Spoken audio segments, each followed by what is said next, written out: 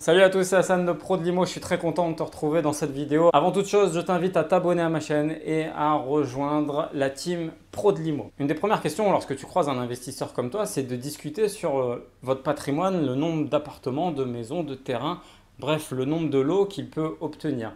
Et ça a deux sens en fait. Le premier des sens, c'est d'échanger son parcours et puis de voir par où telle et telle personne est passée et de voir entre guillemets à qui tu as affaire lorsque tu discutes un petit peu du patrimoine d'un tel ou d'un tel. Alors ça, c'est un vrai côté positif parce que ça permet d'échanger et puis comme je te dis, de savoir à qui tu parles. En revanche, il y a un côté négatif et un côté un peu pervers à ça. Il faut savoir, c'est que les gens parfois transforment un petit peu la réalité. Ils vont te parler de leur patrimoine, ils vont te dire qu'ils ont tant de biens immobiliers, mais finalement, ils en ont beaucoup moins que ce qu'ils prétendent. Ça, c'est un fait. Et après, ça se mesure un petit peu dans tous les domaines. Lorsque tu veux, entre guillemets, te faire passer pour telle et telle personne, tu enjolives toujours un petit peu la réalité. J'ai 2 apparts, bon bah finalement, en société, je veux dire j'en ai 5, ça fait un peu plus classe et on va un peu plus parler de moi. C'est toujours un petit peu comme ça que ça fonctionne. Et ça, d'accord, il faut l'accepter, c'est comme ça, ça fait partie de la nature humaine. C'est normal, c'est toujours une compétition, c'est toujours un petit peu d'ego. On a tous loué une belle voiture pour un mariage et puis finalement, on se la raconte toute la journée, mais finalement, elle n'est pas à nous. C'est normal, c'est humain. Mais ça a aussi un côté un petit peu négatif, c'est-à-dire que tu es face à une personne peut-être qui te ressemble, qui a le même âge, mais qui n'a peut-être pas le même parcours que toi, ni les mêmes origines que toi. Et je m'explique, il faut que tu compares ce qui est comparable et mesures ce qui est mesurable. Une personne qui commence au même âge que toi dans l'immobilier, qui a un salaire de 10 000 euros et que toi, tu as un salaire médian français entre 1 500 et 2 000 euros, si celui-ci pratique de la même façon l'immobilier que toi, il n'aura pas le même parcours que toi. C'est aussi simple que ça. Pourquoi? Parce que toi, à un moment donné, tes investissements ils vont être plafonnés. Tu ne vas pas pouvoir réinvestir parce que ton salaire est moyen et parce que tu auras un plafond de verre où il sera compliqué de continuer à faire des investissements. Tandis qu'une personne qui va investir et qui gagne à peu près 5 000, 10 000 ou qui va investir à deux avec des gros revenus, c'est complètement différent que toi si tu investis de manière isolée avec ton salaire médian. C'est vers ce côté pervers que je ne voudrais pas que tu ailles et c'est-à-dire de te décourager finalement par entendre des discours d'un tel ou d'un tel. Alors comme je t'ai dit, parfois ils sont enjolivés. Et donc là où tu ne dois pas aller, c'est de te comparer à quelqu'un qui n'est pas comparable avec toi. Pourquoi? Parce qu'à un moment donné, ça risque de te décourager et ça risque de te faire abandonner ton envie d'aller plus loin dans l'immobilier. Alors, tout dépend forcément de l'état d'esprit que tu as, c'est-à-dire que plus tu vois des gens avec des parcours incroyables, tu vas te dire je veux les mêmes et tu vas te battre en conséquence. Il faut avoir cet état d'esprit-là. Ça, je ne te le renie pas et même je t'encourage à avoir un état d'esprit de gagnant. Mais tu dois, je te dis, te mesurer à ce qui est mesurable. Va pas te mesurer, ni va pas te comparer à quelqu'un qui commencerait dans l'immobilier, a reçu un héritage, a déjà du patrimoine et lui continue d'investir avec, comme je te dis, un gros salaire et ainsi de suite. Il faut que tu te mesures et que tu te compares à vraiment des gens qui te ressemblent, c'est-à-dire qui partent de rien et qui petit à petit ont évolué dans l'immobilier. Et ce que tu dois comprendre, et ça je te le dis depuis très longtemps, c'est que un parcours immobilier avec un salaire de base, ça mettra du temps et ça sera dur et ça sera compliqué et ça, il faut que tu l'acceptes. La deuxième des choses où tu ne peux pas comparer avec telle et telle personne, c'est que au-delà du fait de son salaire, au-delà du fait de sa vie de famille, est-ce qu'il a des enfants, est-ce qu'il investit à 2, à 3, etc. Il faut aussi que tu mesures une chose, c'est où il investit. Si demain, face à toi, tu as quelqu'un qui va te dire « moi j'ai 20 lots » et que la réalité de ces lots sont une batterie de garage au fin fond de la Creuse, ça n'aura pas la même signification qu'une personne qui a 3-4 appartements de Paris intramuros de 30 à 35 mètres carrés. Ça n'a strictement rien à voir. Il faut aussi que tu compares l'évolution de la personne en face de toi par rapport au marché où il investit. Combien d'appartements, de maisons tu pourrais avoir dans ton parcours immobilier et en combien de temps finalement? Eh bien, c'est assez simple. Si tu pars d'un salaire classique de 1 500 euros et que tu achètes dans une ville où le mètre carré est d'environ 1 000 euros du mètre, eh bien, il y a plein d'impondérables à prendre en compte. Je vais te faire un calcul un peu bâtard, mais ça va être un petit peu l'idée que je vais t'en ressortir, elle est quand même vachement intéressante. Avec ce salaire-là, tu vas pouvoir investir entre 100 et 150 000 euros pour un immeuble de rapport. À 1 000 euros du mètre carré, ça va tourner entre 100 à 150 000 euros. Dedans, tu vas avoir à peu près 3 à 4 appartements. Une fois que ça s'est acté, tu vas faire ta première acquisition. Ta première acquisition, il faut que tu comprennes une chose, c'est que tu ne vas pas pouvoir la renouveler avant au moins 1 an et demi, voire 2 ans. Pourquoi? Parce que je t'enlève tout le côté dark bank où tu pourrais faire des montages spécifiques, dangereux, camouflés, etc. Ça, je te le mets de côté. Ça existe, c'est un fait, tu l'acceptes pas, tu es prêt à le faire, tu n'es pas prêt à le faire, peu importe. Mais si tu suis la logique classique, et même, j'ai envie de te dire, un peu à l'écoute du banquier qui est dans cette gestion de risque et qui va t'accompagner au mieux, eh ben, lui, il va vouloir quoi? Que tu investisses, entre guillemets, tous les 2 ans. Pourquoi? Parce qu'il va falloir que tu crées la trésorerie pour préparer de l'imprévu, qu'au cas où tu aies de la vacance ou de la carence locative, tu aies de quoi faire face pour avoir de la trésorerie lorsque tes taxes foncières vont tomber, que tu n'aies pas besoin de faire un crédit CTLM pour aller payer ta taxe foncière. Donc voilà, donc il va falloir que tu aies un peu de recul, et c'est-à-dire que ton prochain investissement, il va se faire finalement dans 2 ans. Tu vas pouvoir acheter de nouveau à peu près le même lot.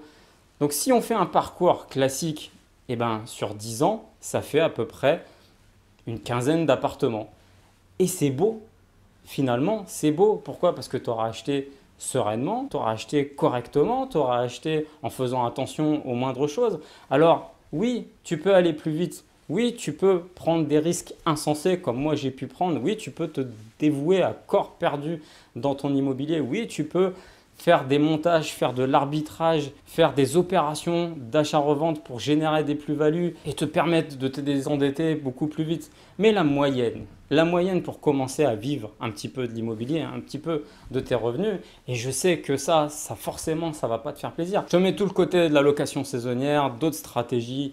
Ça, ce n'est pas le but. Je te parle d'un investissement classique, locatif, que ce soit du nu ou du meublé, peu importe, mais de la durée surtout que tu vas trouver. Et c'est la durée moyenne. Si tu veux vivre de ton immobilier, eh bien, tu auras à peu près ces 10 années devant toi pour monter quelque part quelque chose de très costaud. Parce que si demain tu te retrouves avec 5 à 6 immeubles de 3 à 4 lots, mais c'est déjà énorme. Il faut que tu comprennes quelque chose. Il y a peu de gens qui investissent. Ça, c'est un fait. J'ai accompagné plein de clients dans une de mes activités immobilières, celle d'agent immobilier, et j'ai vu, lorsque je cherchais des immeubles de rapport pour eux, j'ai vu des gens se décourager.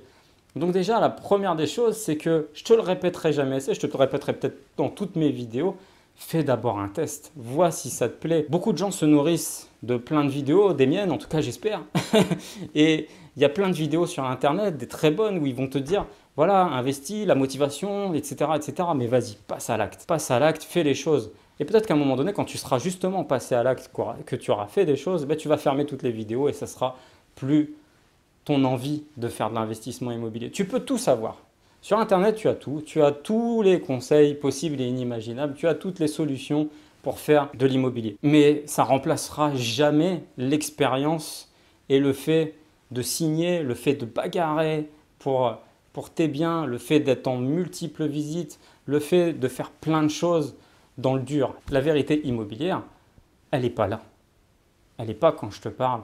Elle est sur le terrain, elle est dans le dur. Elle est dans ton intimité, elle est entre toi et ta femme, entre ton mari et toi. Elle est en toi lorsque tu es sur le terrain et lorsque tu es en pleine action de tes réalisations immobilières. C'est ça la vérité. Je te le dis, je te le répète, compare ce qui est comparable et mesure ce qui est mesurable. Il y a quelques temps, j'avais rencontré quelqu'un qui avait 700 lots et je me suis toujours dit, j'aimerais avoir un petit peu son parcours.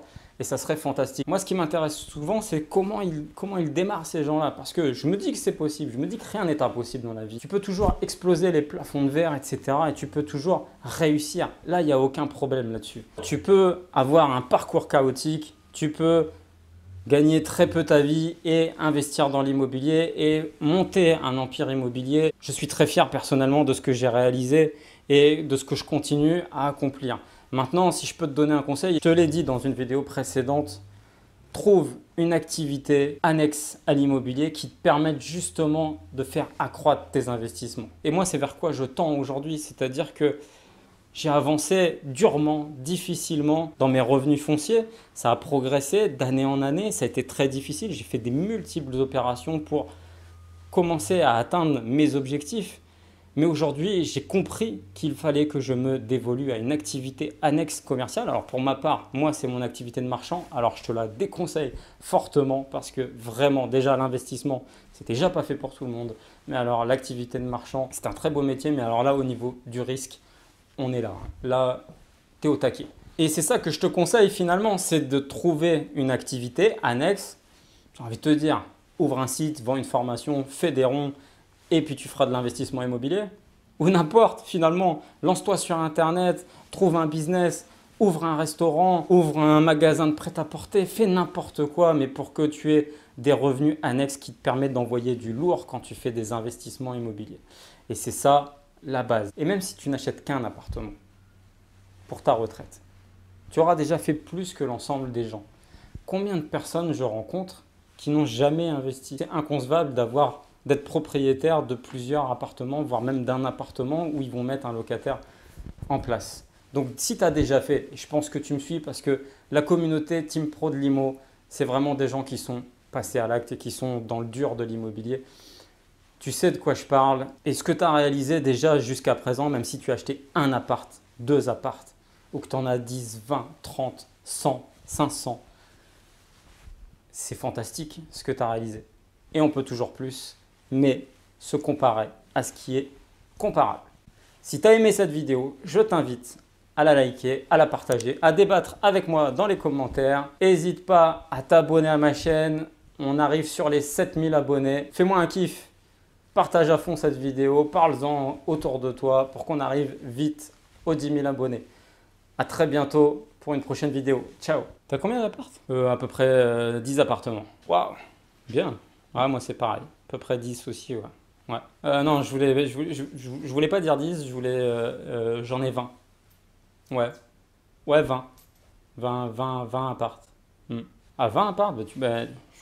Tu m'as dit 10. Ouais, 10 mais alors 10 à Montpellier, mais c'est parce que j'avais oublié les 10 autres à Lille. Ouais, c'est pour ça. D'accord, ok.